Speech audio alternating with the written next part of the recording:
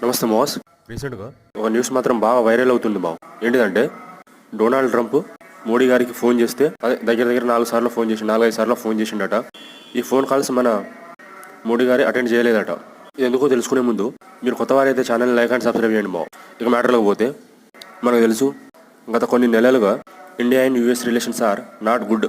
So దీనికి గల కారణాలు చూస్తే ట్రంప్ అనుసరిస్తున్న టారిఫ్స్ యొక్క పాలసీ ఒకటి, India hugely buying oil from Russia. ఇంకోటి చూస్తే ఆర్ఐసి కూటమి, అదే రష్యా, చైనా, ఇండియా.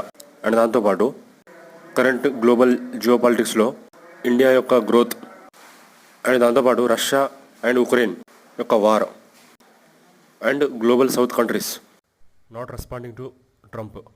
సో ఇవన్నీ మేజర్ రీజన్స్గా చెప్పొచ్చు. సో ప్రస్తుతం ఉన్న జియో పాలిటిక్స్లో భాగంగా సినారియో ఎంతవరకు వెళ్తుందో చూడాలి. అండ్ మీరు కొత్తవారైతే లైక్ అండ్ సబ్స్క్రైబ్ చేసి సపోర్ట్ చేయండి మా. Okay, done.